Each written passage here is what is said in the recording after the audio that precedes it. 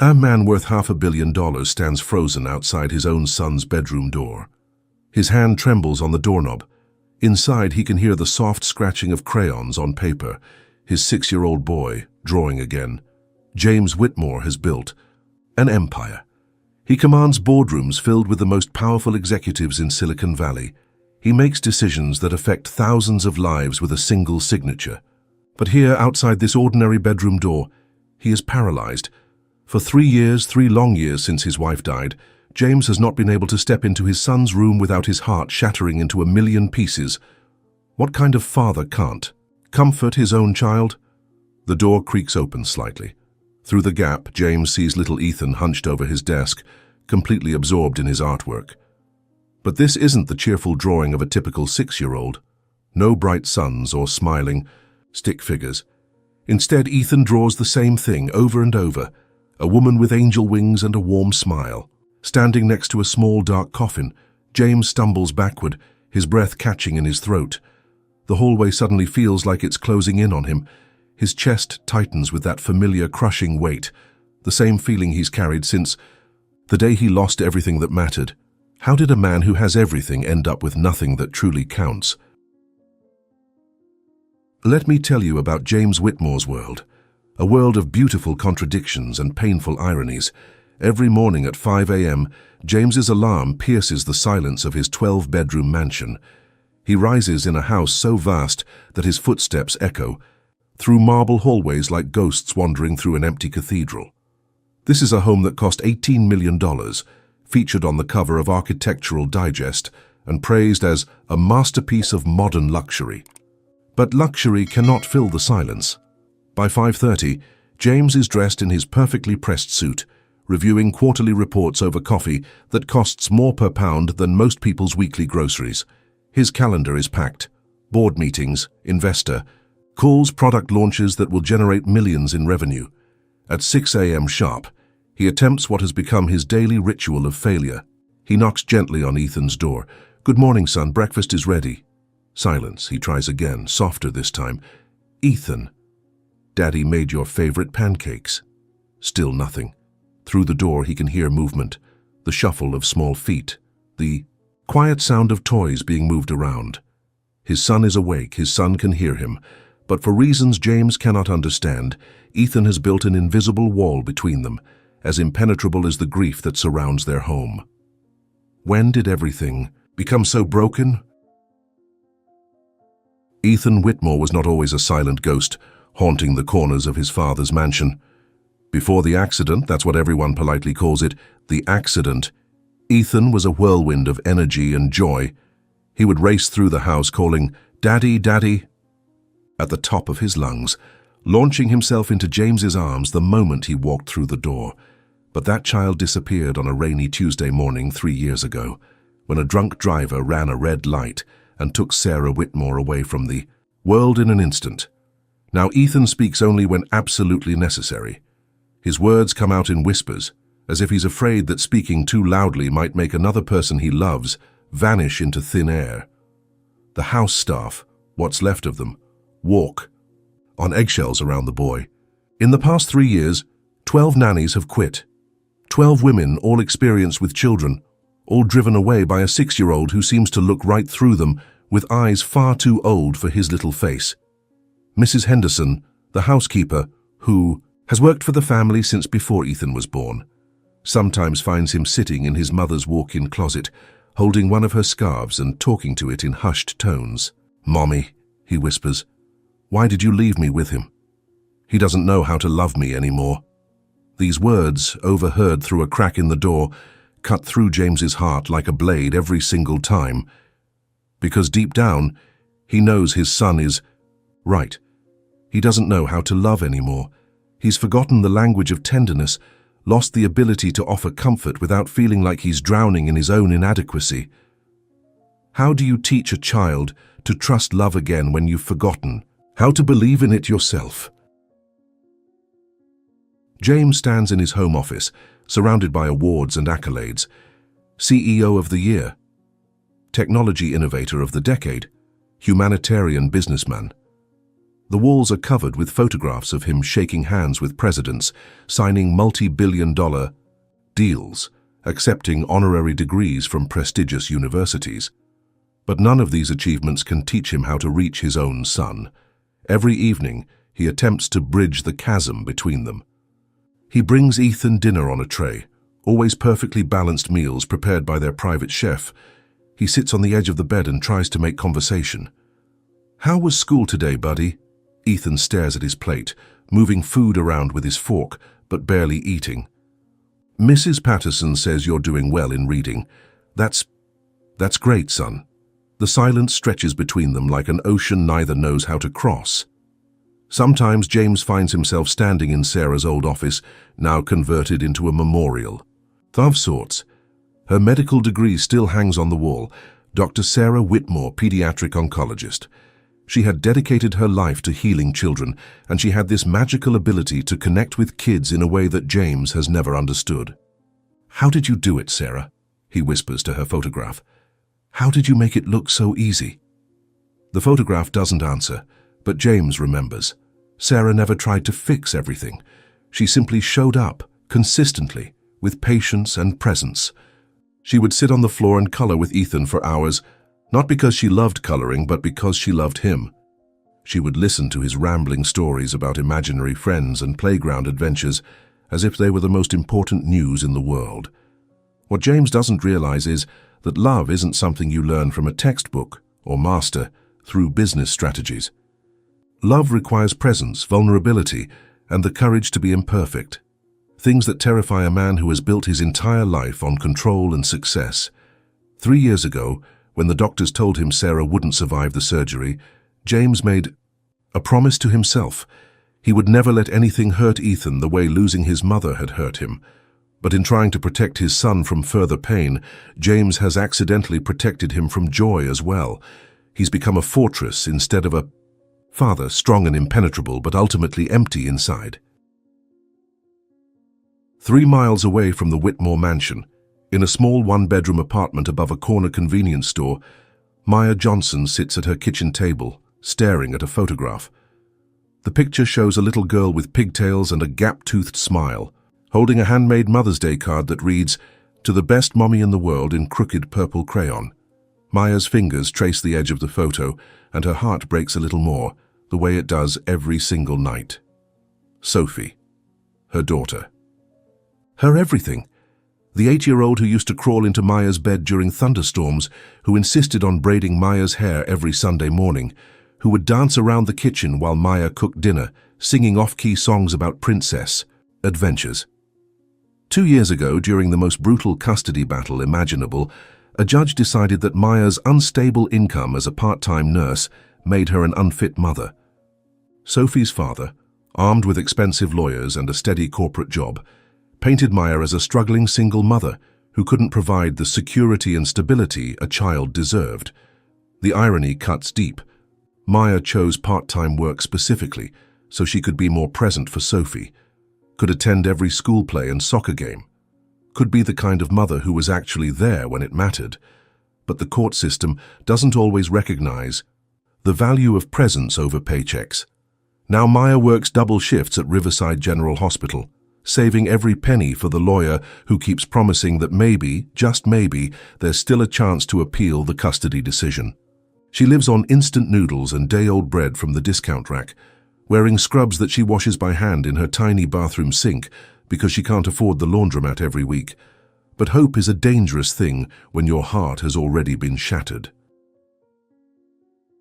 Every Tuesday and Thursday, Maya drives 20 minutes across town to Maplewood Elementary School. She doesn't go inside. That would violate the custody agreement. Instead, she sits in her aging Honda Civic, parked just far enough away to catch glimpses of Sophie during recess. Today, like every Tuesday for the past 2 years, Maya watches through the chain-link fence as her daughter plays with friends she's never met, laughs at jokes Maya can't hear, lives a life that no longer includes her own mother. Sophie has grown taller.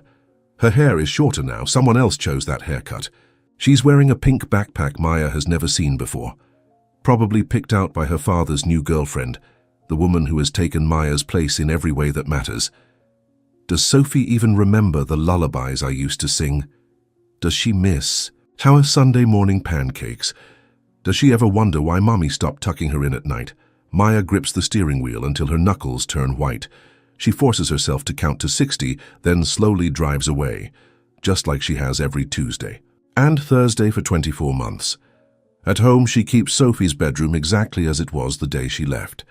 The twin bed with its purple comforter, the bookshelf filled with picture books they used to read together, the art supplies scattered across the small desk where Sophie would spend hours drawing pictures of their little family.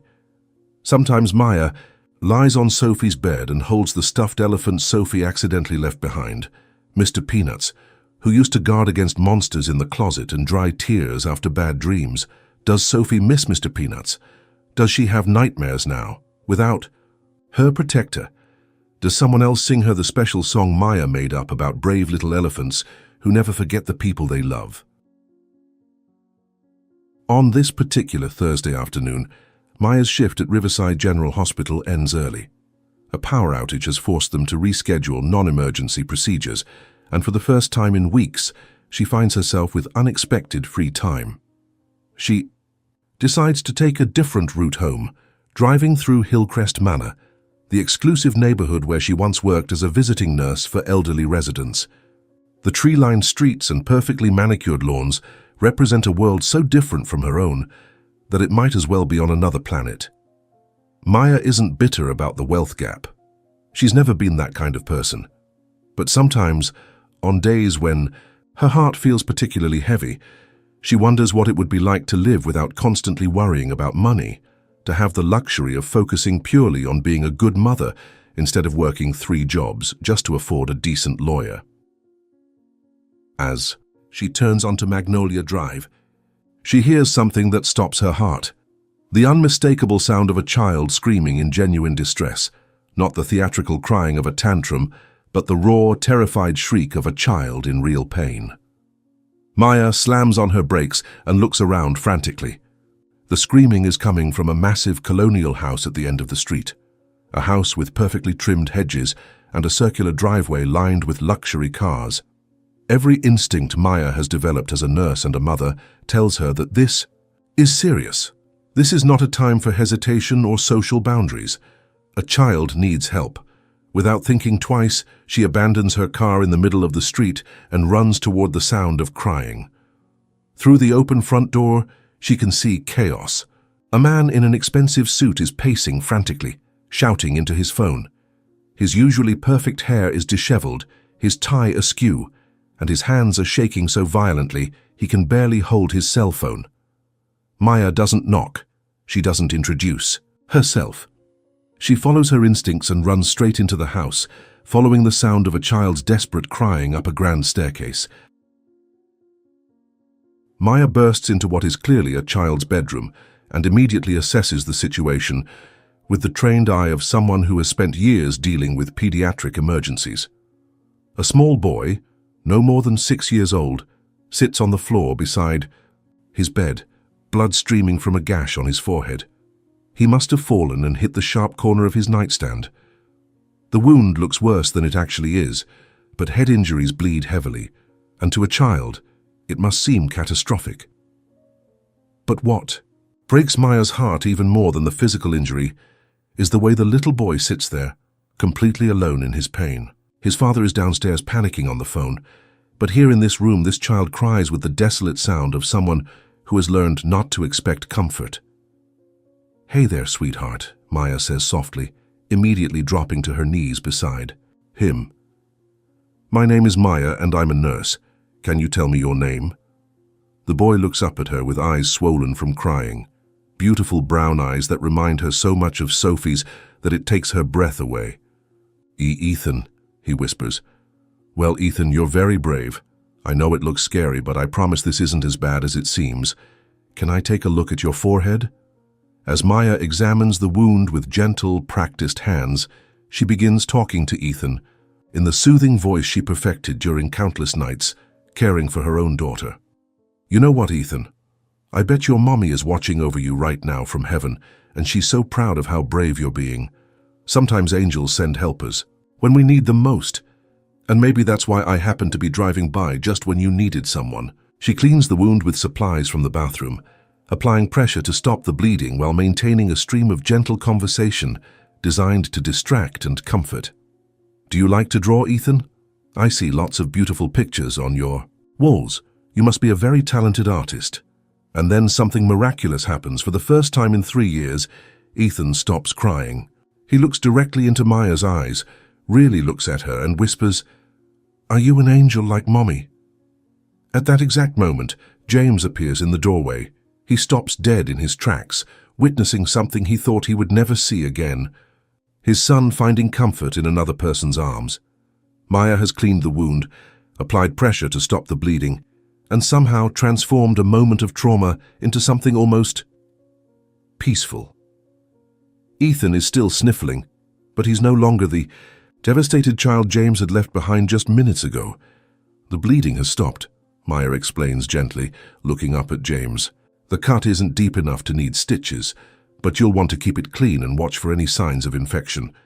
He's going to be just fine. James nods mutely, unable to find words. He's watching Maya with the same wonder his son showed moments before, as if she really might be some kind of angel sent to rescue them both. But the real miracle isn't the medical care Maya provides.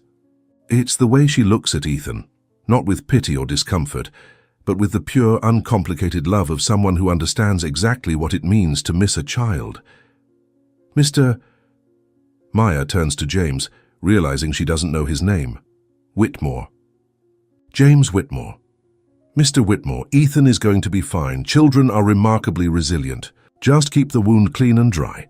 And if you notice any increased swelling or if he develops a fever, don't hesitate to call your pediatrician. She stands to leave, but Ethan grabs her hand. Do you have to go?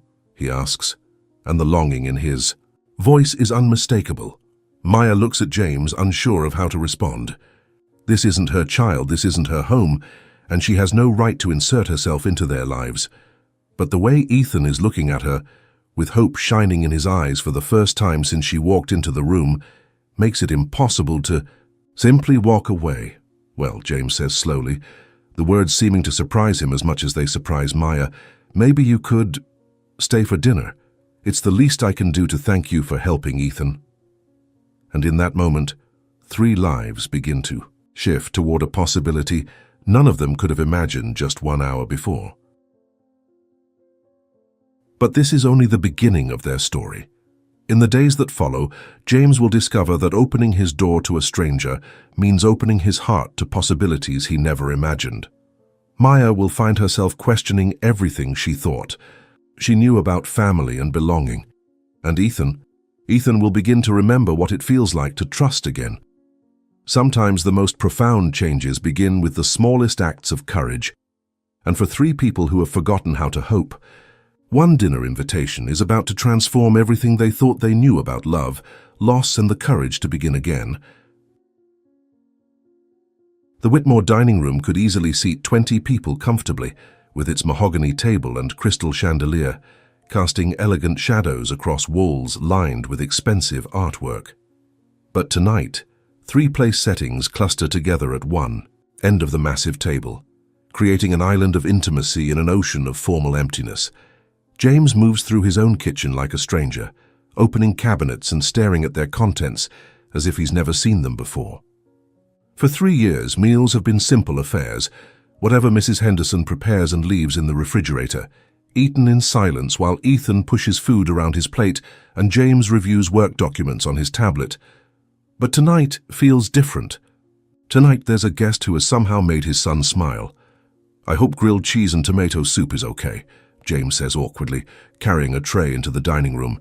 It's about the only thing I know how to make that Ethan will actually eat. Maya watches as James sets the plates down with the careful precision of someone who rarely performs such domestic tasks. His movements are stiff, uncertain. This is clearly a man more comfortable commanding boardrooms than serving comfort food. It smells wonderful, Maya says warmly, and she means it. There's something deeply touching about watching this powerful man try so hard to create a normal family moment. Ethan climbs into his chair, and for the first time in memory, He doesn't immediately stare down at his plate in silence. Instead, he looks at Maya with curious eyes. "Are you married?" he asks with the directness that only children possess. Maya's smile falters slightly. "No, sweetie, I'm not married anymore. Do you have kids?" The question hits Maya like a physical blow, but she manages to keep her voice steady. "I have a daughter. Her name is Sophie and she's 8 years old." "Where is she?" Ethan asks innocently. Maya glances at James, who is watching this exchange with growing discomfort. She realizes she's about to reveal the most painful part of her life to complete strangers. But something about Ethan's genuine curiosity makes her want to be honest. "She lives with her daddy now," Maya explains gently. "Sometimes grown-ups make decisions that are hard to understand, even for the grown-ups themselves." James finds himself studying Maya's face as she speaks. There's a sadness there that mirrors his own, but also a strength he recognizes. The strength of someone who has learned to carry pain without letting it destroy them. As they eat, something remarkable happens. Ethan begins to talk, really talk, in a way James hasn't heard since before Sarah died. "Maya, do you like to draw?" Ethan asks, swinging his legs under the chair. "I love to draw," Maya responds. "What? Do you like to draw?" "Mostly my mommy," Ethan says matter-of-factly. "I draw her with angel wings because Daddy says she's an angel now. Want to see my drawings after dinner? I have 43 of them. I count them every night before bed." "I would love to see your drawings," Maya says, and the genuine enthusiasm in her voice makes Ethan beam with pride. James stares at his son in amazement. When was the last time Ethan invited anyone to see his artwork? When was the last time he showed excitement about sharing anything? "Ethan," James says carefully, "maybe we shouldn't bother Maya with—" "It's no bother at all," Maya interrupts gently. "I'd be honored to see your art, Ethan." After dinner, Ethan leads Maya up to his room with an enthusiasm that makes James follow behind in stunned silence. As they enter the bedroom, Maya stops in her tracks. The walls are covered with drawings, just as James remembered, but seeing them through Maya's eyes, he realizes how extraordinary they actually are.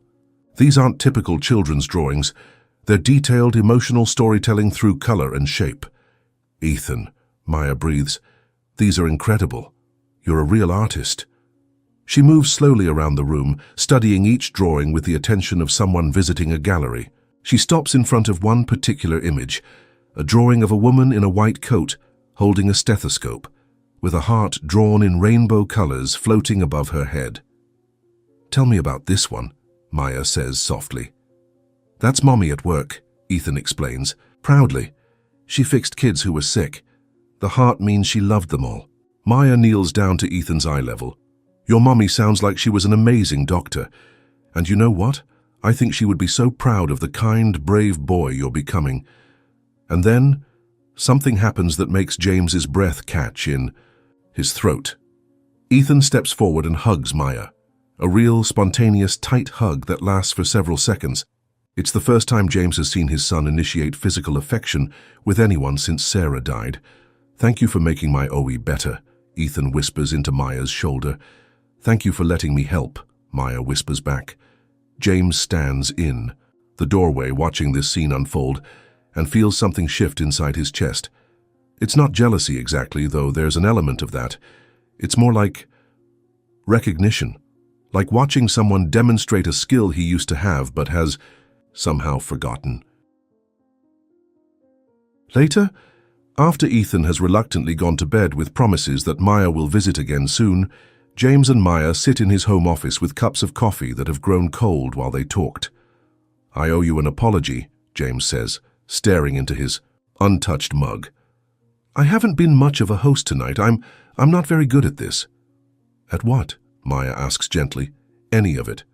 Being a father, having people over, making conversation that isn't about quarterly reports or market projections." He laughs bitterly. "Before Sarah died, she handled all the social aspects of our lives. I was the breadwinner. She was the everything else." Maya studies his face, noting the exhaustion that goes deeper than physical tiredness. "Grief changes us," she says quietly. "Sometimes it feels like we become strangers to ourselves." "How do you know?" James asks, then immediately looks embarrassed. I'm sorry, that's too personal. No, it's okay. Maya takes a sip of her cold coffee, using the moment to gather her thoughts. I lost my daughter 2 years ago, not to death, but to a custody battle I couldn't win. One day I was tucking her in at night, reading her bedtime stories, helping her with homework. The next day I wasn't allowed to see her without court supervision. James looks up sharply. I'm so sorry. I had no idea. The grief is different, but it's still grief, Maya continues. The feeling that you failed the person you love most, the wondering if you'll ever feel whole again, the fear that you've forgotten how to be the person they needed you to be. There's something about the way Maya speaks, without self-pity, without bitterness, just honest acknowledgement of pain, that makes James want to open up in a way he hasn't since Sarah died. I used to be good at this, James says finally. Being a father, I mean. When Sarah was alive, we were a team. She'd handle the emotional stuff, and I'd be the fun dad who built pillow forts and taught him to throw a baseball. But after she died, he trails off, unable to finish the sentence. After she died, you had to be both parents, Maya says, understanding. Immediately. And nobody teaches us how to do that. Exactly. James looks at her with surprise, as if he's just been seen clearly for the first time in years. Everyone kept telling me I needed to be strong for Ethan, but I didn't know what that meant. Strong like not crying? Strong like pretending everything was normal? Strong like becoming someone I'm not? Maya nods slowly. I think sometimes we confuse being strong with being emotionless. But children don't need us to be perfect. They need us to be present. The words hang in the air between them. Simple but profound. Present. When was the last time James felt truly present in his own life, instead of just going through the motions of survival? Sarah used to say that parenting isn't about having all the answers, James continues, his voice growing softer. She said it was about showing up with love even when you don't know what you're doing. She sounds like a wise woman, Maya says. She was. And I think I've been so afraid of doing it wrong that I stopped trying to do it at all. Maya doesn't move in immediately. She's too wise for that, too aware of the delicate nature of what's developing between them. Instead, she begins visiting regularly, always with a legitimate reason, always with something to offer. She comes on Tuesday to check Ethan's healing bandage and stays to help with his math homework, discovering that he's brilliant with numbers but lacks confidence in his abilities. She returns on Thursday with art supplies, not expensive items but quality materials that show she's been paying attention to his interests.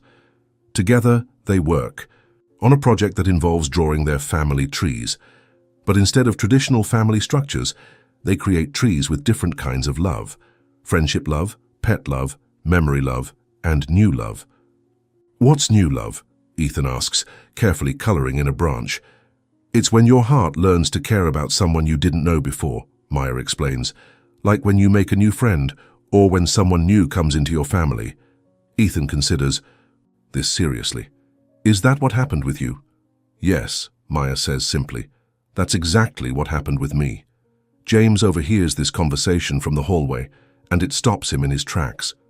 When was the last time anyone spoke about love? So naturally, so without fear or qualification. On Saturday, Maya arrives with groceries and the patient determination of someone who has decided to teach 2 males how to properly stock and use a kitchen. She finds their refrigerator filled with expensive but impractical items, gourmet condiments, fancy cheeses that no one eats, imported waters that cost more per bottle than most people spend on lunch. When was the last time you actually cooked a real meal, she asks James, not judgmentally but with genuine curiosity. Define real, James says, embarrassed. Something that doesn't come in a box or require only a microwave. James thinks about this seriously. Before Sarah died, probably, she was the cook in the family. Maya surveys their kitchen, beautiful, state-of-the-art, barely used. Well, she says with a smile, today we're going to change that. What follows is one of the most natural afternoons any of them can remember. Maya teaches James and Ethan how to make homemade pancakes from scratch, Not the fancy, complex kind that requires specialized equipment, but the simple, satisfying kind that fills the house with warmth and the promise of comfort. Ethan stands on a step stool, carefully measuring flour while James learns the art of cracking eggs without getting shells in the bowl. Maya moves between them with the easy grace of someone completely in her element, offering guidance without taking over, creating space for both of them to succeed and fail and try again. The secret, she tells them as they take turns stirring the batter, isn't perfect technique, it's making them with love. How do you put love in pancakes? Ethan asks with the literal curiosity of a 6-year-old. You think about the people you're making them for while you cook, Maya explains. You imagine how happy they'll be when they taste something you made just for them. James watches Maya demonstrate this principle, noting how she hums softly while she cooks, how she tastes the batter and adjusts the seasoning with the intuitive skill of someone who has been caring for others through food for years. Who taught you to cook? He asks. My grandmother, Maya says, flipping a perfect golden pancake. She raised me after my parents died in a car accident when I was 12. She used to say that cooking was just another way of saying I love you without words. This revelation adds another layer to James's understanding of Maya.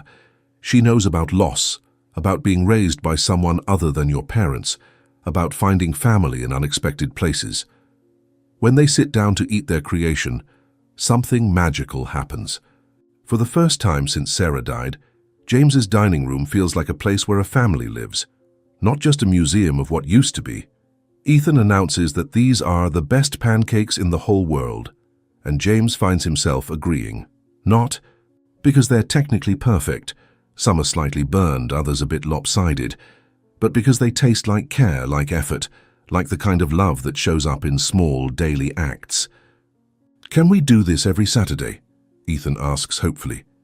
James looks at Maya and she nods with a smile that promises yes. They can build traditions together, they can create new rhythms that honor the past while embracing the future. For the first time in 3 years, James begins to believe that maybe, just maybe, they can learn to be a family again. Over the next 2 weeks, Maya becomes a regular presence in the Whitmore household. It starts innocently enough, checking on Ethan's healing, staying for dinner when James insists, helping with homework, when Ethan struggles with a particularly difficult math problem. But gradually, almost imperceptibly, she begins to fill spaces in their lives that have been empty for far too long. She teaches Ethan how to braid friendship bracelets, a skill she learned during the countless hours she spent with Sophie before the custody battle. She listens patiently as he tells her elaborate stories about his drawings, giving each one the serious attention usually reserved for fine art. She shows James how to braid Ethan's hair in a simple ponytail when it gets in his eyes during breakfast. She demonstrates the gentle but firm way to help Ethan through his occasional emotional meltdowns without either dismissing his feelings or becoming overwhelmed by them. Children need to know their feelings are valid, she explains one evening, after helping Ethan work through a sudden burst of tears, triggered by finding one of Sarah's old hair ties. But they also need to learn that feelings are temporary. They come and go like weather. James watches the way Maya interacts with his son, and something inside him begins to thaw. She doesn't try to replace Sarah or pretend that the loss never happened. Instead, she creates space for grief while also nurturing joy. It's like watching someone demonstrate a language he used to speak fluently, but has somehow forgotten. When Ethan asks Maya if she can stay for his bedtime story, James finds himself hoping she'll say yes. When she teaches Ethan a new card game, James watches from the doorway, memorizing her method so he can continue the game after she leaves. You're learning, Maya tells him one evening, catching him observing. I can see it in the way Ethan looks at you now. He's starting to trust that you'll be there. I feel like I'm pretending to be someone I'm not, James admits. Like I'm playing the role of a good father instead of actually being one. Maybe that's how it starts, Maya suggests. Maybe we become who we need to be by practicing until it feels real. For the first time in 3 years, James begins to believe that maybe, just maybe, he can learn to be the father Ethan deserves. By the 3rd week, something profound has shifted in their daily rhythms.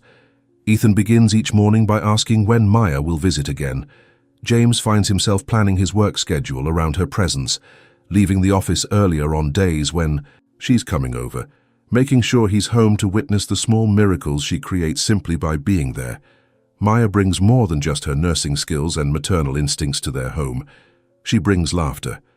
She brings the sound of music, humming while she helps Ethan with his art projects, singing old lullabies that make even James stop what he's doing to listen. She brings stories. During dinner, she shares carefully chosen tales from her work.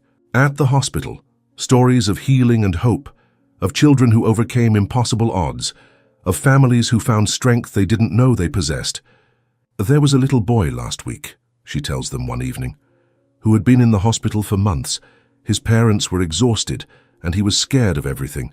But his older sister started visiting every day after school, and she would read to him for hours. Not just books, but stories she made up about brave knights and magical healing potions. Ethan listens with rapt attention. Did the stories help him get better? Well, Maya says with a mysterious smile, he went home yesterday. His doctors said his recovery was faster than anyone expected. Sometimes love really is the best medicine. James notices how Maya chooses stories that reinforce hope without dismissing the reality of suffering. She's teaching Ethan and him that healing is possible, that families can find their way through even the darkest times. But Maya also brings something James wasn't expecting. She brings Sophie with her, in spirit, if not in person. She shows them pictures of her daughter, a beautiful girl with Maya's eyes and a smile that could light up a room. She shares Sophie's artwork, her report cards, her funny observations about the world. Sophie wrote a story at school last week, Maya tells them one evening, pulling out a carefully folded piece of paper. It's about a girl who builds a bridge between two islands so that the people who live on each side can visit each other. As Maya reads Sophie's story aloud, James realizes that this isn't just about Maya sharing her daughter with them. This is about Maya preparing Sophie for the possibility of expanded family, about creating connections that might someday become real. The idea that their little family of 3 might someday include a 4th member stops being theoretical and starts feeling like a beautiful possibility. 3 weeks after Maya first entered their lives, something shifts dramatically. It happens on an ordinary Tuesday evening, while James is working late in his office and Maya is helping Ethan with his art project for school. From downstairs, James can hear laughter, real, genuine laughter, coming from Ethan's room. It's been so long since he's heard that sound that it takes him a moment to recognize it. He quietly climbs the stairs and stands outside Ethan's door, listening. And then, Ethan is saying, his voice animated with excitement, the dragon realized that the princess didn't need saving at all. She was actually the one who saved everyone else. What a clever twist, Maya responds. I love how you think about stories, Ethan. You always find ways to make them more interesting. Mama Maya, Ethan says suddenly, and James's heart stops. Do you think my mommy would like you? There's a pause that seems to last forever. I think, Maya says carefully, that your mommy loved you more than anything in the whole world. And I think anyone who loves you the way she did would want you. To be happy and surrounded by people who care about you. I think she would like you, Ethan decides, because you make me feel safe like she used to. And then James hears something that breaks his heart wide open. The sound of Maya crying. Not sobbing, not dramatic tears, but the quiet, overwhelmed crying of someone who has just received an unexpected gift. Thank you, sweetheart, Maya whispers. That's the most beautiful thing anyone has ever said to me. Standing in the hallway, James feels something fundamental shift inside him. For 3 years, he's been protecting Ethan from forming new attachments, afraid that loving someone else would somehow diminish his love for Sarah. But listening to this conversation, he realizes he's been thinking about love all wrong. Love isn't a finite resource that gets divided between people. Love is something that grows when it's shared. But not everyone in their extended world is pleased with the changes in the Whitmore household. Mrs. Henderson, the longtime housekeeper, begins making subtle comments about inappropriate boundaries and the impropriety of a woman spending so much time in a widower's home. I just think, she says to James one morning while Ethan is at school, that the boy might be getting too attached. What happens when this nurse decides to move on with her life? He's already lost his mother. Do you want him to experience another loss? James wants to dismiss Mrs. Henderson's concerns, but her words plant seeds of doubt that begin to grow in the quiet moments when he's alone. What if Maya is just being kind? What if she sees helping them as temporary, a good deed with an expiration date? What if Ethan gets even more attached and then loses her too? At the same time, Maya is battling her own growing confusion. Every moment she spends with Ethan makes her miss Sophie more intensely. Every bedtime story, every scraped knee she bandages, every proud moment when Ethan masters something new, it all reminds her of what she's lost. Is it fair to Ethan to let him become attached to her when her heart is still broken over losing her own child? Is she using him to fill the void Sophie left behind? The internal conflict begins to show in small ways. Maya becomes more careful about physical affection, more hesitant to make promises about future visits, more aware of the boundaries between caring for someone else's child and caring for your own. James notices these subtle changes and misinterprets them completely. He assumes Maya is growing tired of their neediness, that she's realizing how complicated their situation really is. The doubt creates distance where there was once growing intimacy, misunderstanding where there was once intuitive connection. The tension reaches a breaking point when James receives an unexpected phone call at his office. It's Margaret Thornfield, a prominent member of the country club and one of Sarah's former friends. "James, darling," she says in the tone of someone who considers herself socially superior, "I hope you won't mind me speaking frankly, but there's been some talk about your situation at home." James feels his stomach clench. "What kind of talk?" "Well, people are concerned about little Ethan. They're wondering if it's appropriate for you to have a young woman spending so much time in your home, especially someone who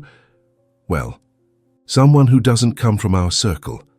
The racial and class implications in Margaret's words are thinly veiled, and they make James's blood boil.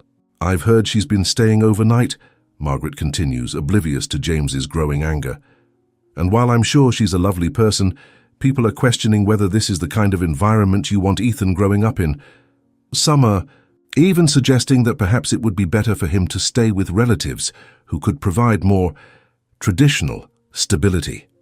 The threat is implicit but clear: shape up according to their social expectations, or face the possibility of having Ethan's welfare questioned by people with enough influence to make problems. That evening, James confronts Maya with a conversation he never wanted to have. "People are talking," he says bluntly after Ethan has gone to bed. "About what?" Maya asks, though something in her expression suggests she already knows. "About us. About you being here so much. About what kind of example we're setting for Ethan." Maya is quiet for a long moment, and when she speaks, her voice is carefully controlled. "What do you want me to do about it?" "I don't know," James admits.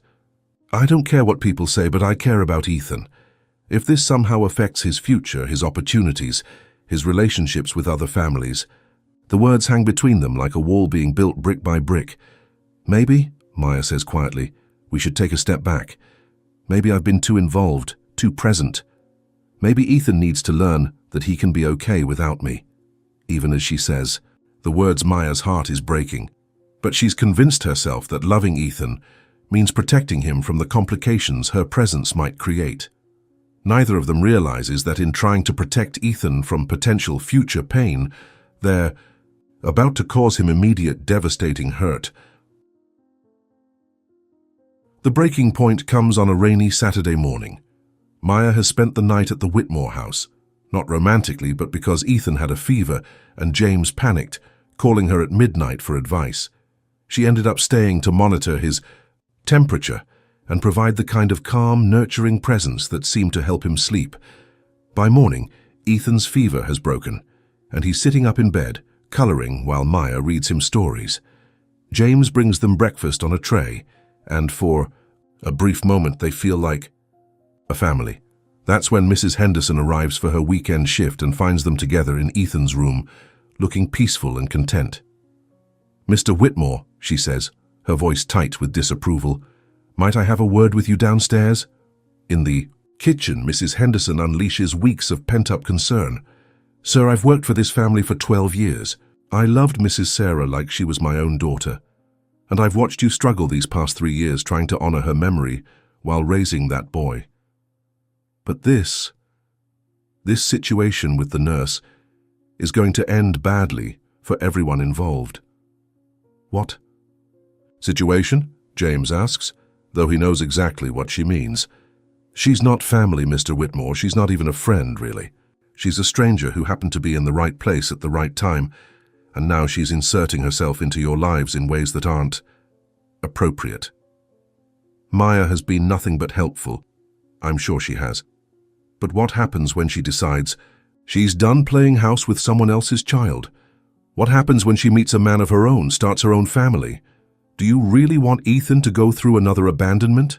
The words hit James like physical blows because they voice every fear he's been trying to suppress. "And furthermore," Mrs. Henderson continues, "people are starting to talk. You're a prominent businessman, a widower with a young son. This woman is, well, she's not from your world, is she? People are going to assume things, and that's not fair to Master Ethan's reputation or to Mrs. Sarah's memory." The racial undertone in Mrs. Henderson's words is subtle but unmistakable, and it makes James's stomach turn, but it also forces him to confront something he's been avoiding, the reality of how their relationship appears to the outside world. Upstairs, Maya has heard enough of the conversation to understand what's happening. She sits on Ethan's bed, her heart breaking as she realizes that Mrs. Henderson isn't entirely wrong. She has been playing house, living in a fantasy where she can be the mother she desperately wants to be, but she's not Ethan's mother. She's not James's wife. She's a broken woman trying to heal her own wounds by caring for someone else's family. Maybe it's time to step back before someone gets hurt. That evening, after Mrs. Henderson has left and Ethan is asleep, Maya sits James down for the hardest conversation of her life. "I think," she says carefully, "that maybe I should step back for a while." James feels his world tilt on its axis. "What? Why? Did Mrs. Henderson say something to you?" "She didn't need to say anything to me. She said it to you, and she was right about some things." Maya takes a shaky breath. "I've been using your family to avoid dealing with my own loss. Every moment I spend with Ethan is a moment I'm not fighting to get Sophie back." "That's not true, isn't it?" Maya's voice becomes stronger, more certain. "When was the last time I mentioned my appeals lawyer? When was the last time I saved money for legal fees instead of spending it on art supplies for Ethan?" James stares at her, unable to deny the truth in her words. "And more importantly," Maya continues, "what happens to Ethan when this fantasy ends? Because it will end, James. I'm not his mother, no matter how much we both might want to pretend otherwise." "But he's happy," James says desperately. "For the first time since Sarah died, he's actually happy." "And what happens when I leave? What happens when he realizes that another woman he's learned to love has disappeared from his life?" The question hangs between them like a sword waiting to fall. "Maybe," Maya says softly, "it's better to hurt him a little bit now than to devastate him completely later." James wants to argue, wants to tell her she's wrong, wants to beg her to stay. But deep down he knows she's speaking a painful truth. They've been living in a bubble, avoiding the complicated realities of their situation. "What do I tell him?" James asks, his voice barely above a whisper. "Tell him the truth, that I care about him very much, but I have my own daughter to focus on. That I'll always be grateful for the time we've spent together." And with those words, Maya begins the process of untangling herself from the life she's come to love more than her own.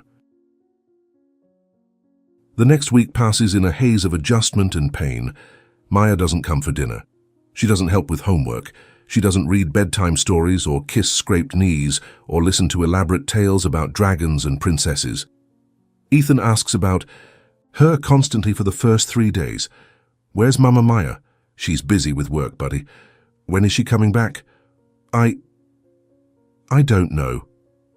By the 4th day, Ethan stops asking. But his silence is somehow worse than his questions. He retreats back into the quiet, withdrawn child he was before Maya entered their lives. But now his sadness seems deeper, more profound. He stops drawing.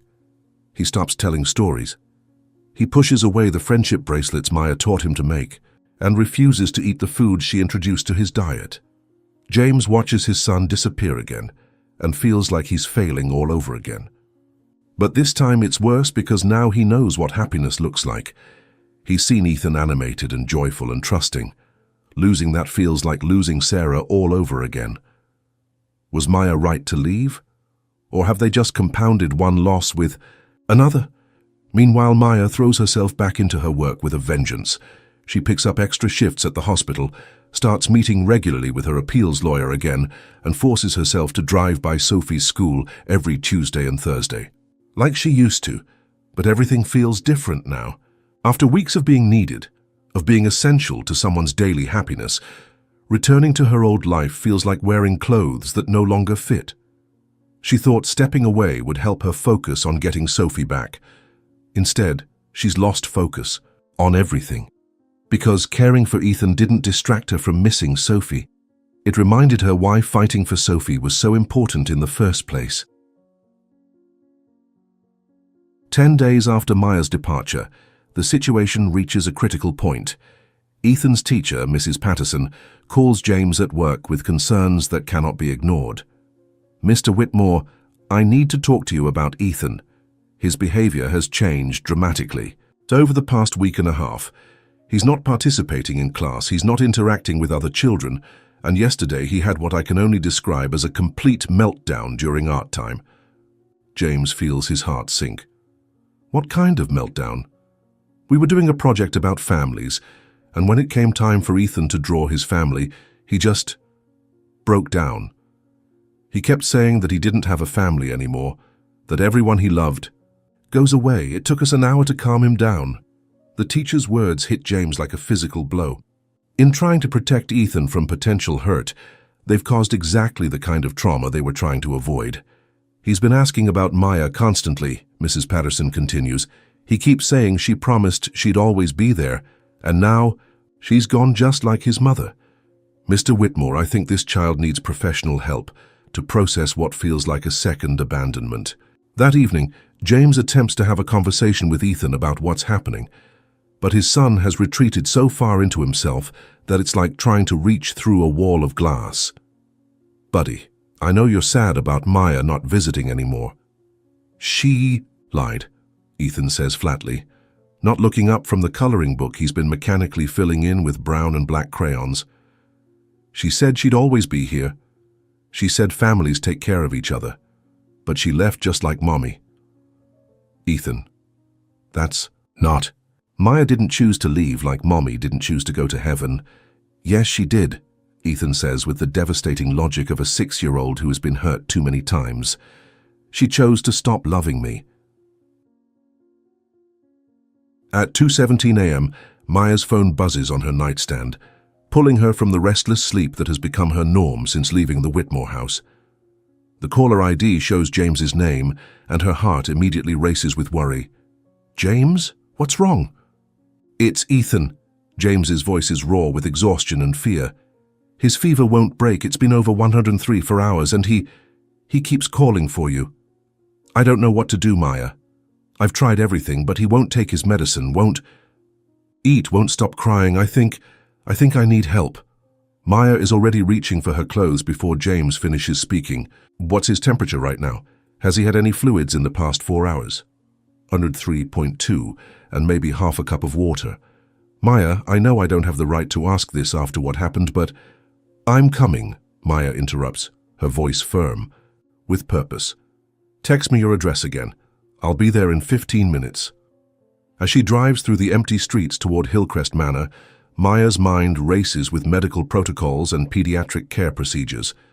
But underneath the professional thoughts, her heart pounds with something deeper, the overwhelming relief of being needed again, of having permission to care. Maybe this is what she's been missing, not just the presence of a child to love, but the knowledge that her love actually matters to someone. Maya arrives at the Whitmore mansion to find James pacing frantically in the foyer, his hair disheveled, his shirt wrinkled from hours of trying to comfort his son. "Thank God you're here," he breathes. I've never felt so helpless in my entire life.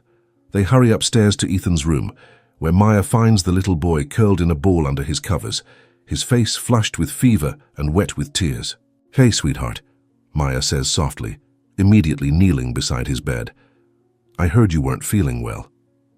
Ethan's eyes flutter open, and when he sees Maya, his face transforms with a mixture of joy and relief so profound it brings tears to her eyes. "Mama Maya," he whispers, reaching for her with weak arms. "You came back." "Of course I came back," Maya says, gently touching his forehead to assess his temperature. "When someone I love needs me, I'm always going to be here." The word love hangs in the air, acknowledged for the first time without apology or qualification. Maya begins her work with the quiet efficiency of someone born to heal. She prepares a fever reducer mixed with apple juice, adjusts the room temperature, sets up a humidifier to help with his breathing, and creates a comfortable environment for recovery. But more importantly, she begins the emotional healing that only her presence can provide. "I know you don't feel good right now," she murmurs, as she helps Ethan sip his medicine. "But your body is fighting off the germs, and it's going to win. Your job is just to rest and let the people who love you take care of you." For the first time in hours, Ethan stops crying. Within 30 minutes, his fever begins to drop. Within an hour, he's sleeping peacefully in Maya's arms. James watches this transformation from the doorway, overwhelmed by the realization of how much they've all been suffering in Maya's absence. This isn't just about medical care or childcare expertise. This is about love, the kind of love that creates healing just through its presence. While Ethan sleeps, Maya and James sit in the hallway outside his room, speaking in whispers so they won't wake him. "I owe you the biggest apology of my life," James begins, his voice thick with emotion. "What I let happen, letting you walk away, it was the worst decision I've ever made." "You were trying to protect him," Maya says gently.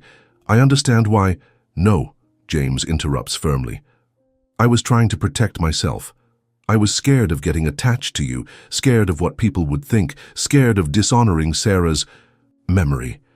I used Ethan's welfare as an excuse to avoid confronting my own fears." Maya looks at him with surprise. This level of self-awareness is new, and it speaks to growth that has happened in the pain of their separation. "When Ethan got sick and started calling for you," James continues, "I realized something that should have been obvious weeks ago. You're not trying to replace Sarah. You're not a temporary bandage on our grief. You're part of our family now, and families don't abandon each other just because love feels scary." The word family settles between them like a bridge being built. "James," Maya says carefully, "I need to tell you something. These past 2 weeks being away from you and Ethan, it didn't help me focus on getting Sophie back. It made me realize that I've been approaching everything wrong." "What do you mean?" "I've been treating love like a competition, like caring for Ethan somehow took away from my love for Sophie. But being with you both didn't make me miss her less. It reminded me why fighting for her is so important." Maya takes a shaky breath. "Loving Ethan taught me how to hope again. It showed me that I can still be a good mother, that losing custody doesn't mean I've lost my ability to nurture and care. It gave me the strength to fight harder for my own daughter." James stares at her, beginning to understand. "You're saying that caring for Ethan made you a better advocate for Sophie? I'm saying that love multiplies when we share it.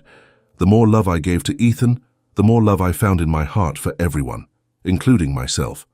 This revelation shifts everything between them, transforming their relationship from a choice between obligations into a source of mutual strength." Their intimate conversation is interrupted by the sound of the doorbell ringing insistently downstairs. James checks his watch. It's 4:30 in the morning. Who could that be at this hour? He wonders aloud. They creep downstairs, careful not to wake Ethan, and James peers through the peephole. His face goes pale. "It's my mother-in-law," he whispers to Maya, "Sarah's mother. I have no idea why she's here." James opens the door to find Evelyn Morrison standing on his doorstep. Her silver hair perfectly styled despite the early hour, her face set in lines of cold determination. "Evelyn," James says, clearly taken aback. "What are you doing here? How Did you even— I've been driving all night from Boston, she says crisply, stepping past him into the foyer without invitation. We need to talk about what's been happening in this house. Her eyes immediately land on Maya, who is standing at the bottom of the staircase in casual clothes, clearly having spent the night in the house. I see, Evelyn says, her voice dripping with disapproval. The rumors are true. What rumors? James asks, though his stomach is already sinking. James, dear, you can't possibly be so naive as to think your situation would go unnoticed. Sarah's friends have been calling me for weeks. They're concerned about Ethan's welfare, about the appropriateness of this arrangement. She looks directly at Maya with unconcealed hostility. And you must be the nurse who's been helping out with my grandson. The way she says helping makes it sound like something sordid and inappropriate. Maya steps forward with quiet dignity. Mrs. Morrison, I'm Maya Johnson. I've been assisting with Ethan's care and You've been living in my daughter's house, sleeping under my daughter's roof, taking care of my daughter's child. Evelyn interrupts coldly. I think it's time we discuss whether this arrangement is in Ethan's best interests. The threat in her words is unmistakable. In the living room, Evelyn Morrison presents her case with the precision of a lawyer and the cold authority of someone accustomed to getting her way. James, I've remained patient for 3 years while you've struggled to provide stability for Ethan. I've watched you hire and fire nannies, seen you bury yourself in work instead of addressing your son's emotional needs. I've said nothing because I believed you would eventually find your way. She pauses, letting her words sink in. But this situation crosses a line. You're allowing a stranger, a woman with no legal connection to this family, to develop an inappropriate relationship with my grandson. You're confusing him about family roles and creating attachments that are unhealthy and unsustainable. Maya isn't a stranger, James says firmly. She's been instrumental in Ethan's healing. Healing. Evelyn's voice rises slightly.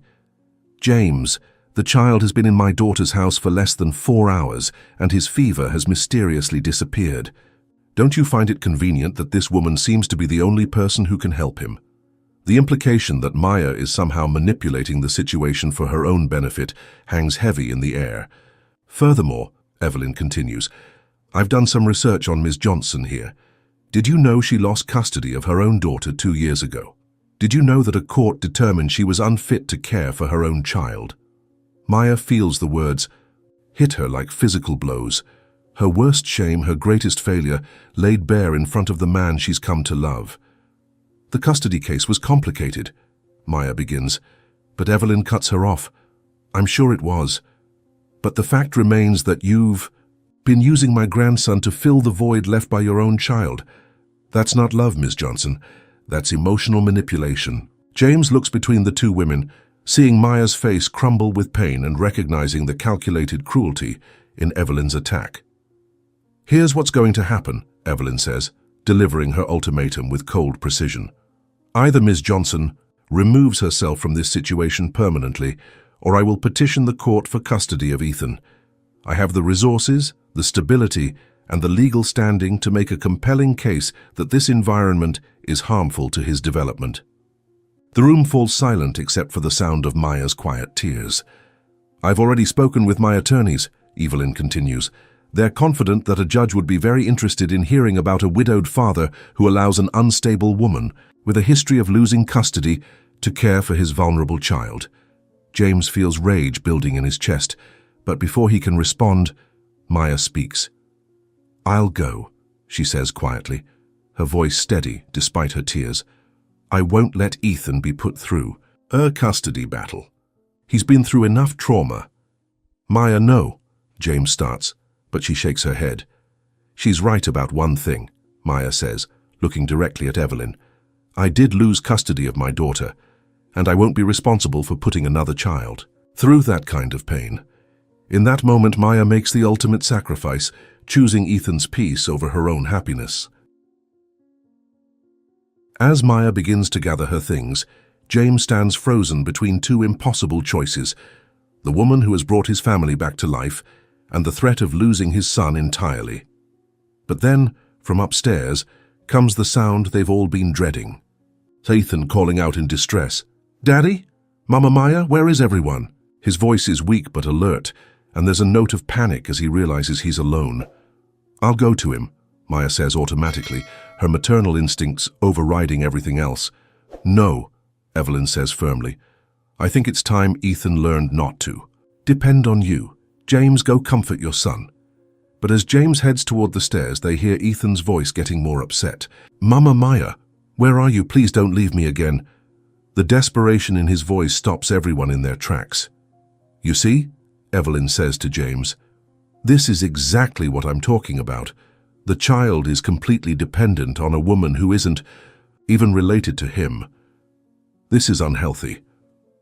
Or, James says slowly, turning to face his mother-in-law with a new clarity in his eyes, this is what love looks like. And in that moment, James makes his choice.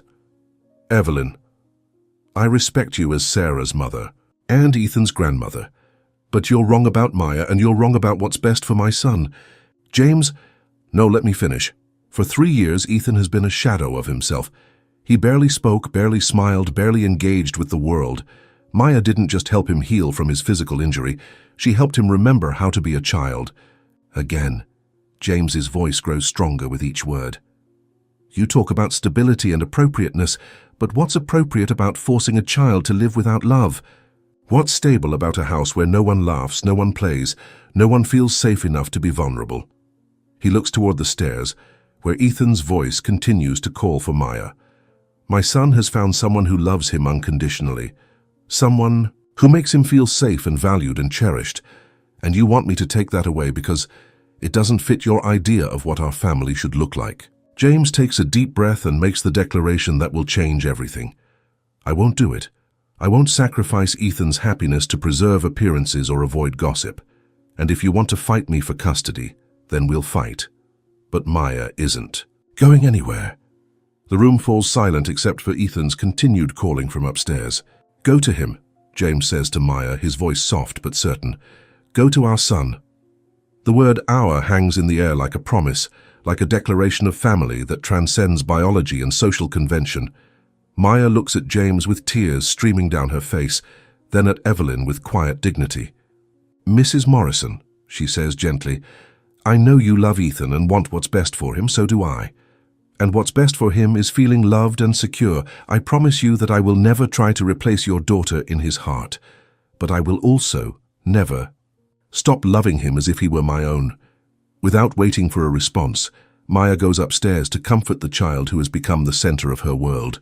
Below, in the living room, two people who love Ethan in different ways begin the difficult conversation about what family really means. In the quiet aftermath of James's declaration, as Maya climbs the stairs to comfort the child who has called for her, the foundation of everything is shifting. A man has chosen love over approval. A woman has found the courage to stay and fight. And upstairs, a little boy waits for the person who has become his anchor in an uncertain world. But declaring your intention to fight for love and actually weathering the storm are two different things. In the days and weeks that follow, James, Maya and Ethan will discover that building an unconventional family requires not just courage, but persistence, patience, and the willingness to redefine what home really means. Dawn breaks over the Whitmore mansion with a different quality of light, softer, warmer, as if the house itself has been transformed by the events of the night. In Ethan's room, Maya sits in the rocking chair that once belonged to Sarah, holding a sleeping 6-year-old whose fever has completely broken. James stands in the doorway, watching them with wonder. 12 hours ago, his world was falling apart. Now somehow it feels like it's finally falling into place. How is he? James whispers. Perfect, Maya whispers back, smoothing Ethan's hair. His temperature is normal, his breathing is clear, and I think he's going to wake up hungry for the first time in days. And how are you? Maya looks up at James with eyes that hold exhaustion, relief, and something else. A quiet kind of peace that comes from knowing you're exactly where you belong. I'm scared, she admits honestly, but I'm also home.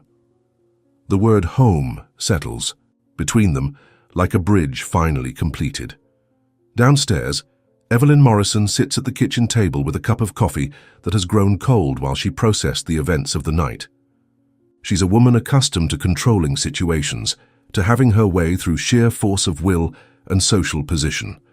But watching James defend Maya with such fierce conviction has shaken something loose in her carefully constructed worldview.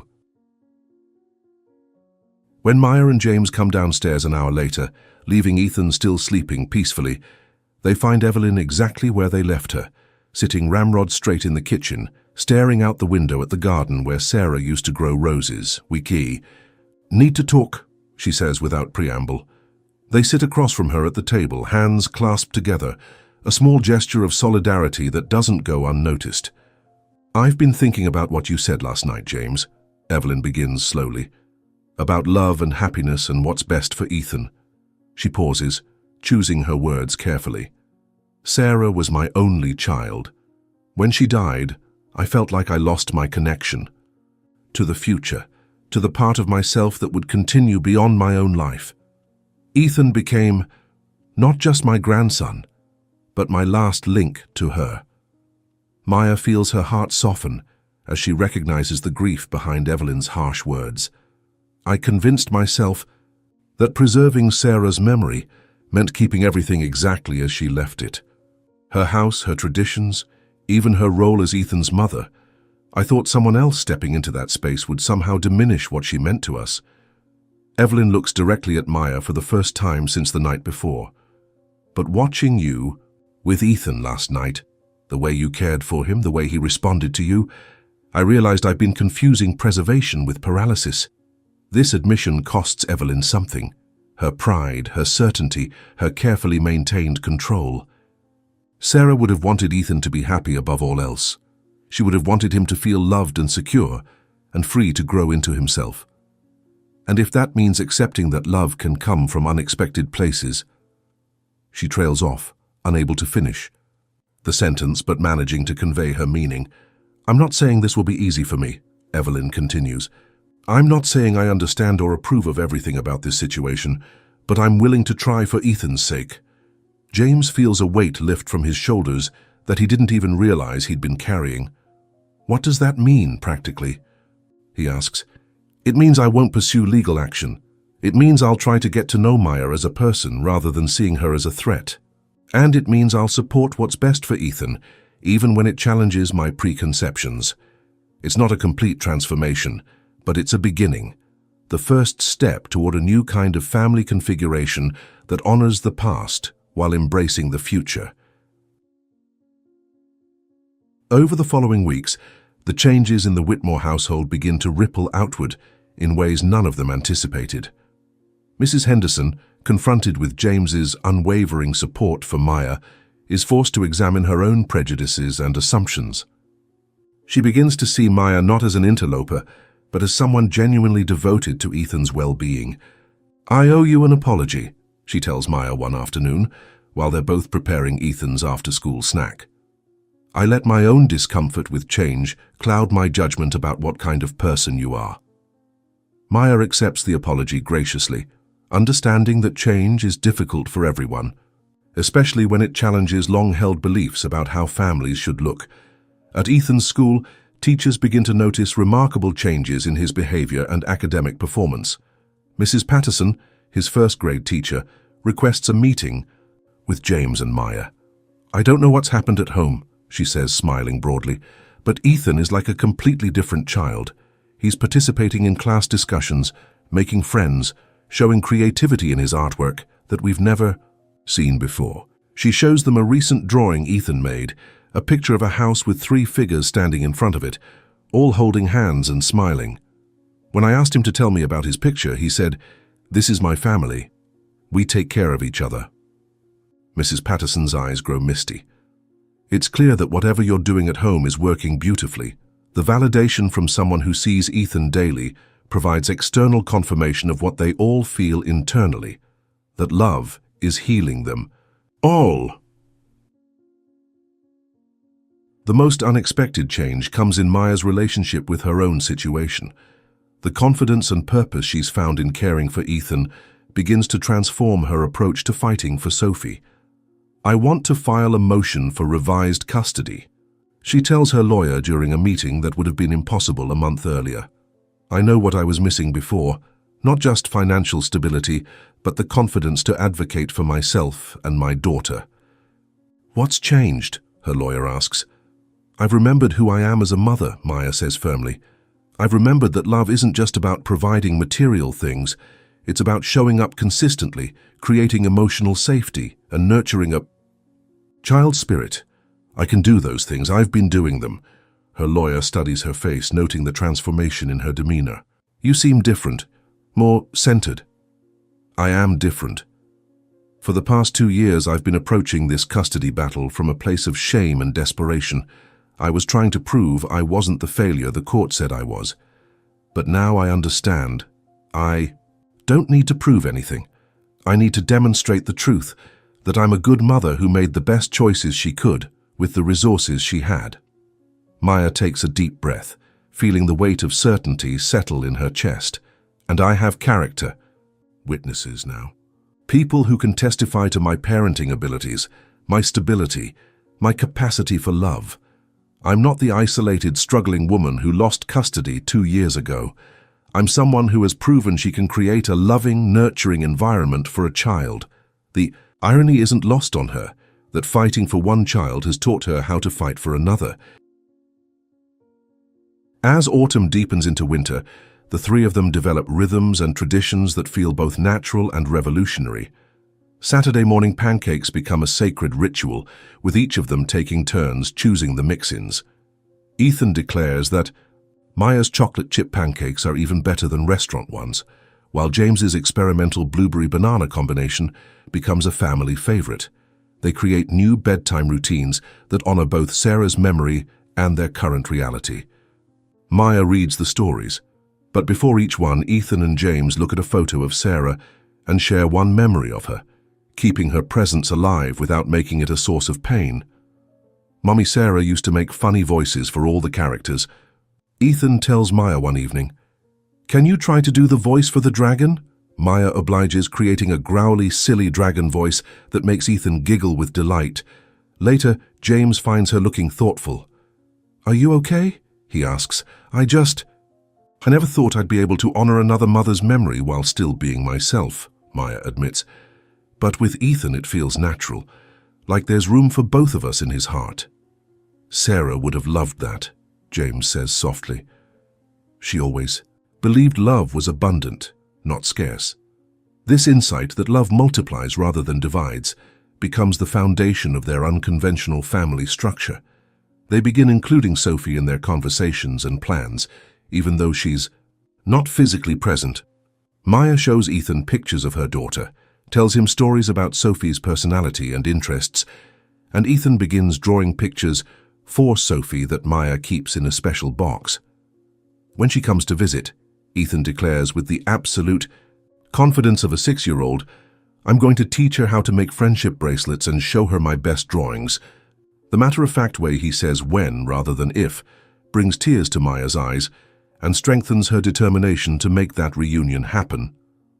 Not everyone in their extended community embraces the changes in the Whitmore household. At the country club where James has been a member for over a decade, some of the other members make pointed comments about appropriate relationships and setting a good example. "I just think," says Margaret Thornfield during a tense conversation at the club's annual holiday party, "that Ethan needs stability and traditional family structure, not whatever this arrangement is."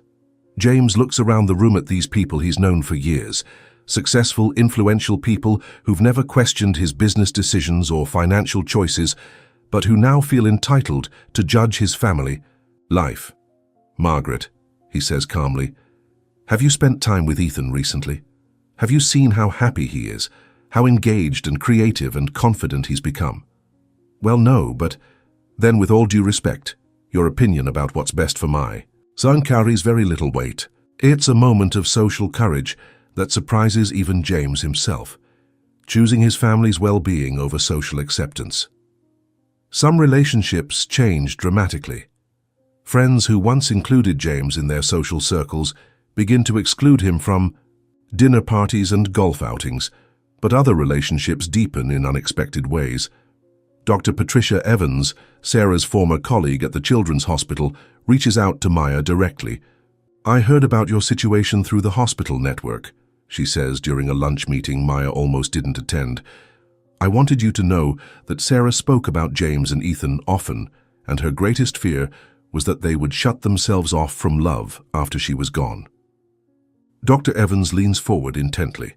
"What you've done, helping them heal while healing yourself, it's exactly what Sarah would have wanted. And if anyone gives you trouble about it, you send them to me. I'll set them straight about what real family looks like." These unexpected allies remind Maya and James that they're not as alone as they sometimes feel. 3 months after that pivotal night when Maya returned to care for sick Ethan, she receives a phone call that changes everything. "Ms. Johnson, this is Rebecca Chen, your daughter Sophie's school counselor. I'm calling because Sophie has been asking about you repeatedly, and I think it might be beneficial for you to know about some things she's been saying." Maya's heart pounds so hard she can barely hear the rest of the conversation. Sophie has been writing stories in her creative writing class about a little boy who has 2 mothers, one who lives in heaven and one who takes care of him on earth. When I asked her about it, she said, "That's like my mommy. She takes care of another little boy now, but I know she still loves me." Maya sinks into a chair, overwhelmed by the revelation that Sophie has been thinking about her, has somehow sensed her presence in Ethan's life. "The stories are quite sophisticated for an 8-year-old, the counselor continues. "They show a deep understanding of love and loss and the ways families can be reconfigured. I think Sophie might benefit from some direct contact with you, if that's possible within your custody arrangement." That evening, Maya shares this news with James and Ethan, and their response surprises her. "We should write her a letter," Ethan declares immediately, "together from our whole family." "Are you sure about that, sweetheart?" Maya asks. "Sophie is your daughter, which makes her kind of my sister," Ethan explains with 6-year-old logic. "And families should know about each other." That letter becomes the first in a series of communications that begin to bridge the gap between Maya's 2 loves, the daughter she lost and the family she found. 6 months after Maya first entered the Whitmore household, she sits in a courtroom that no longer feels like a place of defeat. Beside her, her lawyer presents a case that is fundamentally different from the one they would have made 2 years earlier. Instead of focusing on Maya's deficiencies or financial struggles, they present evidence of her growth, stability, and proven parenting abilities. James testifies as a character witness, describing Maya's patience, consistency, and natural nurturing abilities with Ethan. "Maya Johnson has been an integral part of my family for the past 6 months, James tells the judge. "She has demonstrated remarkable skill in handling difficult situations, from medical emergencies to emotional crises. My son, who had not formed meaningful attachments to anyone since his mother's death, has flourished under her care." Even more powerful is the testimony from Ethan's teachers, pediatrician, and school counselor, all describing the positive changes they've observed in a child who is clearly thriving in an environment where Maya plays a central role. Dr. Patricia Evans provides expert testimony about the importance of consistent, loving caregiving in child development, emphasizing that the source of that love matters far less than its quality and reliability. But the most compelling evidence comes from an unexpected source, Sophie herself. Now 8 and a half, Sophie has written a letter to the judge with the help of her school counselor. In it, she expresses her desire to spend time with her mother and describes her understanding that Maya has been caring for another child who needed her. "My mommy has a big heart," Sophie writes in her careful 3rd-grade handwriting. "She has room to love me and Ethan both. I want to learn how to braid friendship bracelets like she taught him. I want to hear the stories she tells at bedtime. I miss my mommy and I think she misses me too." The judge, a mother herself, is visibly moved by the letter's honest simplicity. The ruling comes 2 weeks later. Maya is granted joint custody of Sophie, with a gradual transition plan that will allow mother and daughter to rebuild their relationship at a pace that feels safe for everyone involved. When Maya calls to share the news, her voice is shaking with joy and disbelief. She's coming home, she tells James and Ethan. Sophie is coming home. Ethan's response is immediate and wholehearted.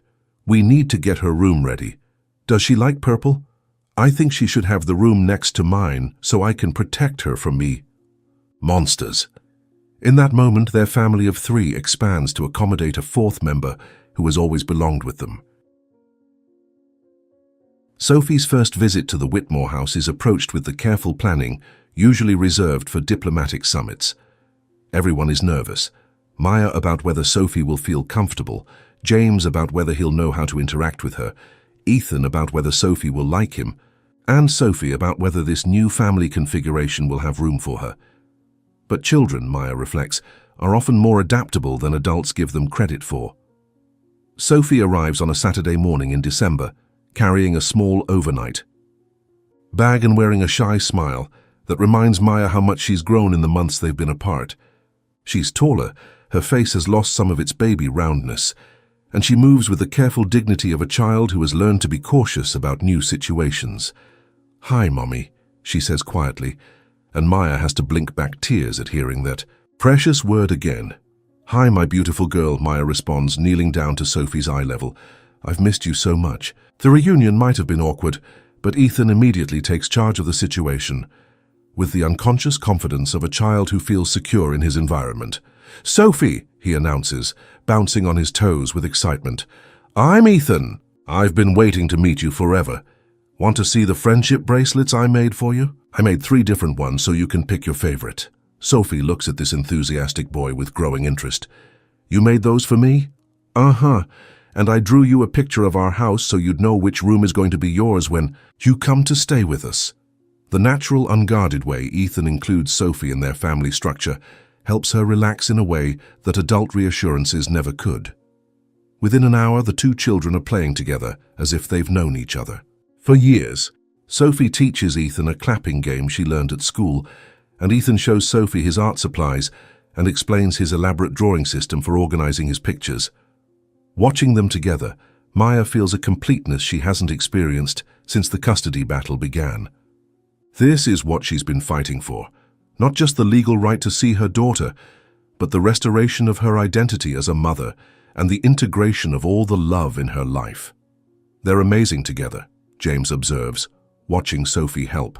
Ethan arranges his crayons by color. "Children are better at love than we are," Maya replies. "They don't worry about whether it's complicated or unconventional. They just recognize it and trust it." That evening, as Maya tucks both children into their respective beds, she realizes that this is what healing looks like. Not the absence of loss or pain, but the presence of love that is bigger than the wounds. Autumn deepens into winter, and as Maya's legal victory brings Sophie closer to coming home, the Whitmore household prepares for another transformation. They've learned that love grows when shared, that families can be chosen as well as given, and that healing happens not by forgetting the past, but by making room for a bigger future.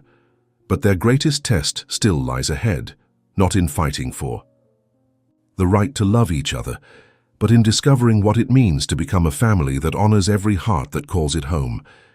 Christmas is coming, and with it, the chance to create traditions that belong to all of them, together.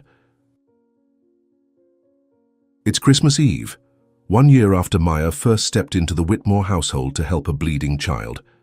The house that once echoed with silence and grief now pulses with the vibrant energy of a family that has learned to celebrate life again.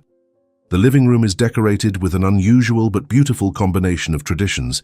Ethan's handmade paper snowflakes hang beside Sophie's intricate origami ornaments, while Maya's collection of multicultural holiday decorations mingles with the elegant Christmas items that once belonged to Sarah. "It looks like a holiday threw up in here," James says with a grin, surveying the cheerful chaos of their decorating efforts. "It looks like love," Maya corrects him, and she's right. Every surface tells the story of a family that has learned to blend their different histories into something entirely new and wonderful. Sophie, now a regular weekend visitor, who has flourished in the security of knowing she belongs in both of her homes, sits at the kitchen table carefully wrapping a present she made for Ethan at school. It's a painted picture frame with the words, "Best almost brother ever," written in her careful cursive. "Do you think he'll like it?" she asks Maya for the third time in 10 minutes. I think he'll treasure it forever, Maya assures her, remembering when Ethan made Sophie a similar gift, a friendship bracelet with both their names woven into the pattern. The easy affection between the children has been one of the unexpected gifts of their blended family structure. As evening approaches, the four of them gather in the living room for their new Christmas Eve tradition, sharing gratitude and looking through the photo album Maya has been creating to document their journey as a family. The album starts with pictures from that first dinner, James looking awkward and uncertain, Ethan shy but curious, Maya caught mid-laugh at something Ethan said. The progression through the months tells a story of gradual opening, growing trust and deepening love. Look at this one, Sophie says, pointing to a photo from her first visit. I was so nervous, but Ethan's holding my hand. You were brave, Ethan tells her seriously. It's scary to meet new family, but you did it anyway. As they turn through the pages, they reach the newest photos. Pictures from Thanksgiving, from Sophie's school play that they all attended together, from ordinary moments that have become precious simply because they're shared. James pauses at a photo Maya took without him knowing. He's sitting on the floor with both children, showing them how to build a particularly complex Lego structure. His face is completely relaxed, his eyes bright with engagement and joy. I don't recognize this person, he says softly, studying his own image. That's because you forgot who you were, Maya tells him. But you're remembering now. It's true, the rigid, isolated man who couldn't enter his son's bedroom has been replaced by someone who reads bedtime stories in silly voices, who builds blanket forts in the living room, who has learned that being a good father means being present rather than perfect. Sophie snuggles closer to Maya on the couch. Mommy, will you tell us the story again? About how you met Ethan? It's become their favorite bedtime story, the tale of how a stranger stopped to help and accidentally found her family. But tonight, as Maya begins the familiar narrative, she realizes something profound has shifted in how she understands their beginning. Once upon a time, Maya begins, there was a little boy who needed help and a woman who needed to remember how to help. But as she tells the story, she realizes it's not really about rescue at all. It's about recognition. Four people who found in each other the missing pieces of themselves. After the children are asleep, Sophie, in what has officially become her room, decorated with a mixture of her things from her father's house and new treasures that reflect her growing life in this space.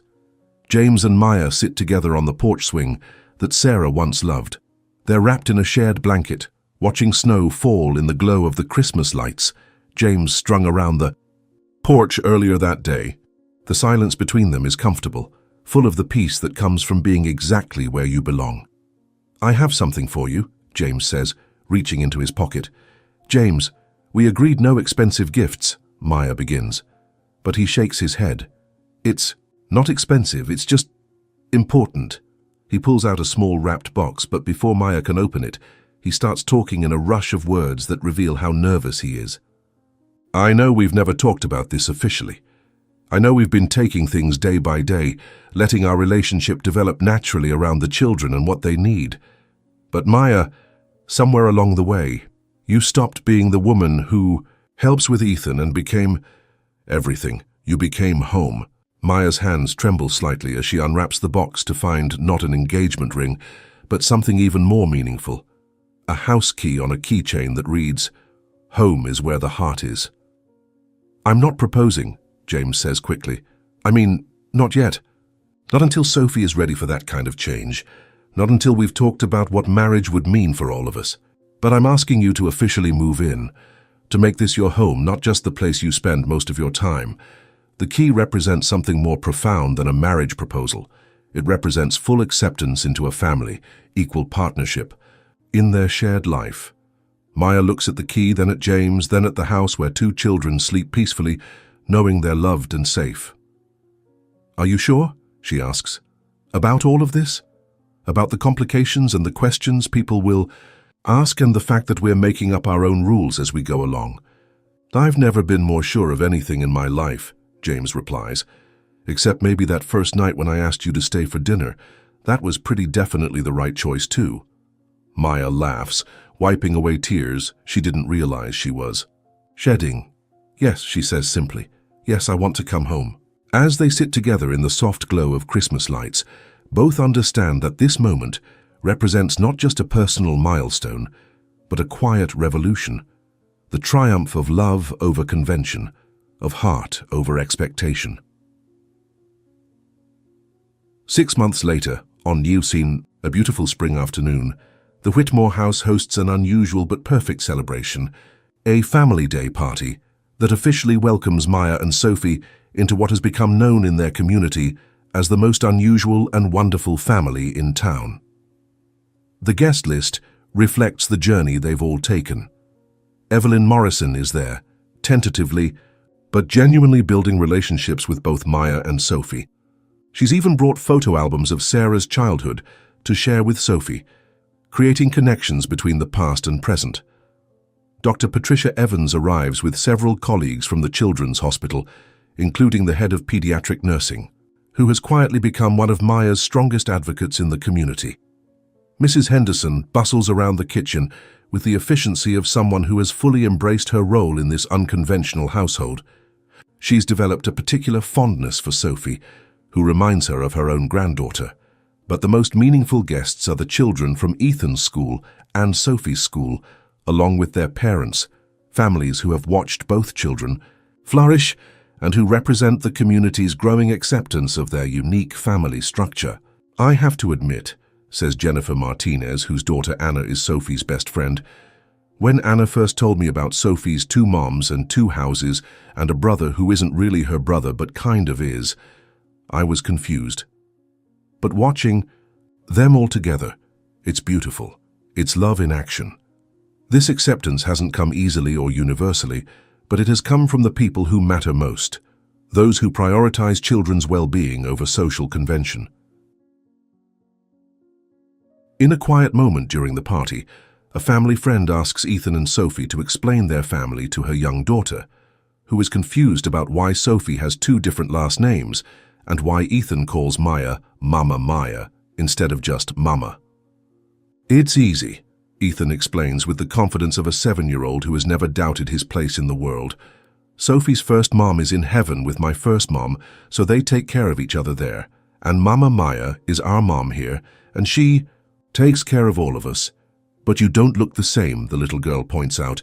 "So what?" Sophie says, shrugging. "Families don't have to look the same. They just have to love the same." "And we love a lot," Ethan adds, spreading his arms wide to demonstrate the enormity of their affection. Their matter-of-fact acceptance of their family structure has influenced other children in their schools, creating ripple effects of openness and acceptance that extend far beyond their immediate circle. Later that evening, as Maya helps Sophie get ready for bed, Sophie asks the question that has been building for months. "Mommy, are you going to marry James?" Maya pauses in braiding Sophie's hair. "Would that be okay with you if I did?" "I think it would be good," Sophie says seriously. "Then we'd all have the same last name, and people wouldn't be confused about whether we're really a family. We're really a family no matter what our last names are," Maya says gently. "I know that," Sophie replies with 8-year-old exasperation. "But sometimes grown-ups are slow about understanding things that are obvious. To kids, the wisdom of children continues to astound Maya, their ability to see love where adults see complications, to find security where adults find uncertainty. 1 year and 8 months after Maya first stepped into their lives, she finds herself standing outside Ethan's bedroom door, just as James once did, overwhelmed by the magnitude of love and responsibility she feels. But unlike James's paralysis, Maya's pause is one of gratitude. Through the slightly open door, she can hear Ethan and Sophie talking quietly. Ethan showing Sophie his latest artwork, Sophie reading him a story she wrote at school about a boy who teaches his sister how to be brave. "And then," Sophie reads, in her clear, confident voice, "the princess realized she didn't need to be rescued because she had a brother who taught her she was strong enough to rescue herself." "That's a good story," Ethan says sleepily.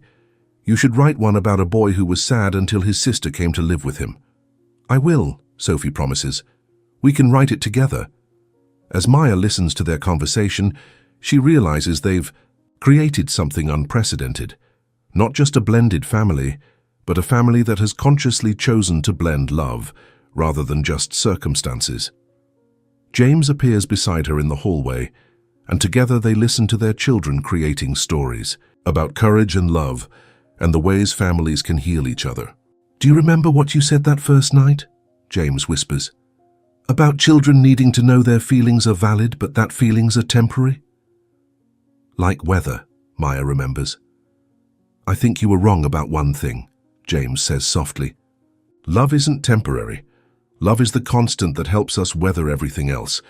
And in that moment, standing outside their children's room, listening to the sound of young voices weaving tales of resilience and connection, Maya and James understand that they haven't just healed from their individual losses, they've created something entirely new. On a beautiful October afternoon, exactly 2 years after Maya first helped Ethan with his injury, the same backyard that once hosted their awkward first dinner becomes the setting for a wedding that reflects everything their family has learned about love. The ceremony is small but significant, with both children playing central roles. Ethan serves as ring bearer, carrying the rings in a small wooden box he made and painted himself. Sophie is the maid of honor, wearing a dress she chose specifically because it matches Mama Maya's eyes. But the most meaningful moment comes during the vows, when Maya and James address not just each other, but their children and the extended family they've created.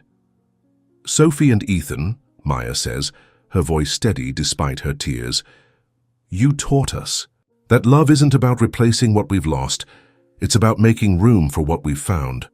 You showed us that families can be chosen as much as they're given, and that home is wherever we choose to show up for each other completely." James looks at his son, then at Sophie, then at Maya. 2 years ago, I thought I knew what family meant. I thought it was about preserving the past and protecting what we had. But you've all taught me that family is about growing toward the future together, about choosing each other every day, about creating something beautiful from broken pieces. The wedding isn't just a union of 2 adults. It's a celebration of a family that has learned to make love bigger than loss. As they exchange rings, Ethan and Sophie stand beside them, holding hands and grinning with the satisfaction of children who have played an active role in creating their own happiness. 3 months after the wedding, Maya receives a phone call that brings their journey full circle. "Mrs. Whitmore," the voice on the phone says, and Maya still feels a small thrill at hearing her new name. "This is Dr. Sarah Chen from the Department of Family Services. I'm calling because we have a situation that we think might be perfect for your family." Maya listens as Dr. Chen explains about a 6-year-old girl named Lucia, whose parents died in a car accident, leaving her with no immediate family and a profound fear of attachment after experiencing such devastating loss. She's been in 3 different foster homes, and she's struggling because she's terrified that anyone she loves will disappear. But when I read your family's file, the way you've successfully helped children integrate loss with new love, the way you've created space for multiple attachments and complex emotions, I wondered if you might consider meeting her. Maya looks around her house, where family photos tell the story of their unconventional journey, where children's artwork covers the refrigerator, where the sounds of laughter and normal family chaos fill the spaces that were once echoing with silence. "Can I talk to my family and call you back?" Maya asks, though she already knows what the answer will be. That evening, around the dinner table that has become the heart of their home, Maya presents Lucia's situation to James, Ethan, and Sophie. "So," Ethan says after hearing the whole story, "she's scared like I used to be scared?" "Yes," Maya confirms. "And she needs a family like Sophie needed to come back to hers?" "Something like that." Ethan and Sophie exchange a look that passes an entire conversation between them. "We have room," Sophie says simply, "and we know how to help kids who are scared. We learned from the best." As Maya looks around the table at the faces of her family, her husband who learned to love again, her daughter who found her way home, her son who discovered that hearts can expand to include more love than seems possible, she realizes their story isn't ending, it's expanding. Love, she understands now, doesn't run out when you share it. It multiplies, it grows, it creates space for more love than you ever imagined possible. And sometimes, when broken hearts have the courage to remain open, they discover that healing doesn't mean returning to what was. It means growing into something more beautiful than you ever dreamed possible. The camera slowly pulls back from the dinner table, where 4 people sit planning how to make room for a 5th. And the last image is of a home filled with light, laughter, and the radical hope that love always makes a way. And so 2 years after a millionaire CEO froze outside his son's bedroom door, unable to offer comfort or connection, we find ourselves witnesses to a miracle that has nothing to do with money or status or the things the world tells us matter. We've watched a broken father learn to love again. We've seen a lost mother find her way home. We've witnessed children teach adults that families are built not from obligation, but from the daily choice to show up for each other with open hearts. Maya Johnson thought she was just stopping to help a bleeding child. She had no idea she was about to discover that sometimes, when we have the courage to care for someone else's broken pieces, we accidentally heal our own. Sometimes the family we've been searching for has been searching for us too. And sometimes love really is enough to make everything beautiful again. If this story touched your heart, the way it touched ours, if you believe in the power of love to heal what seems broken beyond repair, we'd be honored if you'd share that feeling with us. Your like tells us that stories of hope and healing matter to you too. And if you'd like to join our family of storytellers, people who believe that every heart deserves a second chance, that every child deserves to feel loved, and that the most beautiful families are often the ones that choose each other, we'd love to have you subscribe to our channel. Because just like James, Maya, Ethan, and Sophie discovered, the most beautiful things in life happen when we open our hearts to each other, when we choose connection over isolation, when we believe that somewhere out there are people who need exactly what we have to offer. Thank you for spending these 2 hours with us, for believing in love that defies convention, and for being part of a community that values stories of healing and hope. Until our next story together, remember, you are never too broken to love, and it's never too late to find your way home.